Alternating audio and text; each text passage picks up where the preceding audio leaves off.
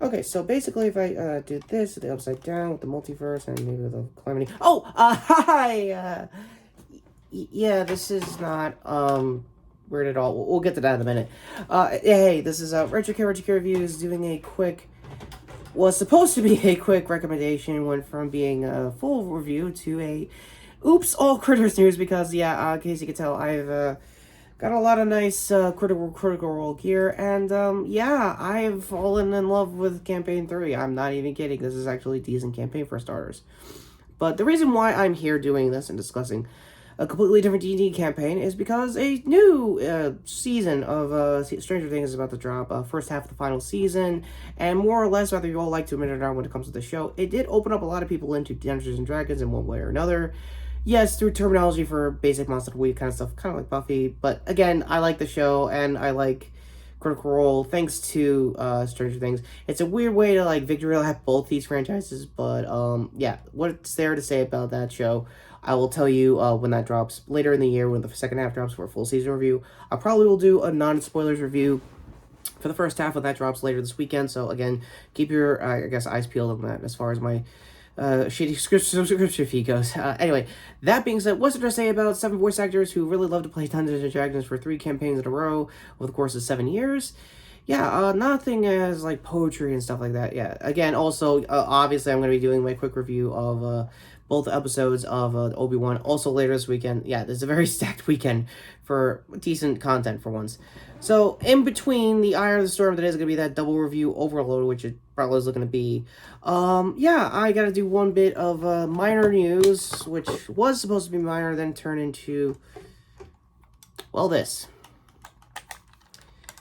And then I realized, yeah, I could switch to PowerCoin like everyone's probably doing due to the ASJ news with his COVID fraudulent crimes, but then I realized, oh yeah, Steve Cardenas is also a Mighty Morphin Red Ranger.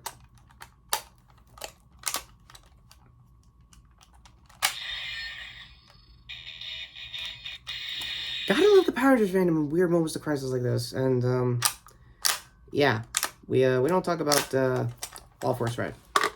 Sorry, dumbass. Anywho, let's get back to my overall new appreciation for Critical Role. Yeah, basically, if you looked into the IMDb cast list, which I'm leaving down below, I am not the only one that's going to be cursed for this. Yeah, you'll notice that they basically voice acted virtually every video game franchise, anime franchise you could think of, ranging from Pokemon, Digimon, and what I found out with one Tulsa Jaffe, apparently he was a Golden Knight, not any Golden Knight, freaking Sword from the 2 animes. I am not kidding. Add that to another list of reasons why I'm not gonna, I'm trying to do, take that into whatever weird euphemisms I guess Russia does. Also, another reason why I want to talk about Critical Role right now is because Campaign 3 is on break, and as of this coming Thursday, or I guess Friday after this recording, yeah, long story short, the Calamity EXU campaign is about to be kicked off. It's a 4-part miniseries taking place in between Exandria Unlimited's timeline leading up to, I'm assuming, a 2,000-year-old prequel to their first campaign. Again, Matt Mercer is many things. A world-renowned voice actor, sometimes Leon S. Kennedy, other times Jotaro Kujo from JoJo Part 3. Yes, if I was ever in a room with, or even in that one-shot campaign with Matt DMing, of course I'm going to be making JoJo references. However, there is one other, I guess, a character in, character actor or voice actor, well, really 2 that I need to talk about here. Travis Willingham, I don't know how to say this, but dude, you're 6'2", built like a brick shithouse, is a Cowboys fan, even on that last part, speaking as a semi-pro or semi-fan of NFL, go Eagles, by the way. But you also are like voice like the shortest people with tiny voices and then turn into a gigantic werewolf when you want to. It's like, what is Chetney's deal? Seriously, go to the new episodes of the Hell's Bells campaign. Seriously, Hellcatch Valley was really great. I'm happy for the new person that just showed up. I literally forgot your name, and I also just realized you're an Apex Legend champion voice actor for one of those characters, so my bad there. Another weird tangent I was going to say in one of these recordings is that I found, I think, a Apex Legends Nerf adjacent, I guess, blaster that I was going to do a quick review for, but there is already reviews of it, cards of that also. One other thing, yeah, Sam Riegel. How the hell did you voice Donnie in the 03 TMNT franchise And now in Critical Role, I guess, whatever campaign or, all the ad reads, you went out of your way to make some weird creative writing exercise chaos for NordVPN ads. And more to the point, Mr. Regal, how can we get Grimman on those ads? Again, this is a bare bones version. This is like my third take of talking about Campaign 3. Yeah, a lot of rhyming is going throughout. A lot of chaos in this recording, in case you can tell. So, one last thing before we get to my final thoughts of the full campaign. It's actually really good, and you guys should really watch. Yes, I did my crudest attempt at making a Critical Role insignia in something that doesn't really make a lot of sense to put into. Yeah, fantasy... nerf, I guess, real nerf, I guess. Not real still, totally, no, real still here. Never. But since we're here talking about semi-real steel kind of stuff here, yeah, this is the front muzzle from the upcoming double review I'll be doing with the Jurassic Pro Blaster and Dominion, Jurassic World-wise. And it's actually friction fitted pretty well, almost the likes of, I guess, almost like faux, I guess, wow, I forgot the name. I'm gonna get a lot of shit for this in the comments. Scar barreling, basically. Oh, there it is. One thing, it's got a lot of dead space, yada yada yada. Because again, go to my original review for this blaster. I think it was the Walking Dead, Abraham M16. Again, character, not real steel. This is all overly blown up version of it. My apologies. And yeah, another thing. Apparently, the half-length mag for this works really well.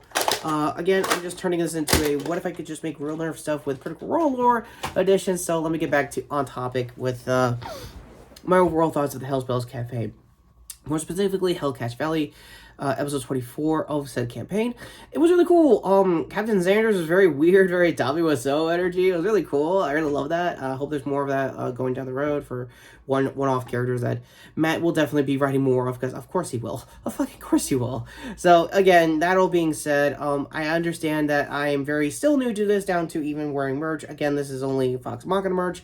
I'm very much aware of the Vox Machina campaign. For those who know, I have basically made a lot of reviews of the full animated series. I know there's more lore coming. I know there's more stuff that they haven't really touched on that I hope season 2 does. I think there was like a dragon thing going on. I think a dragon cult. I could be reading all that wrong going down the road.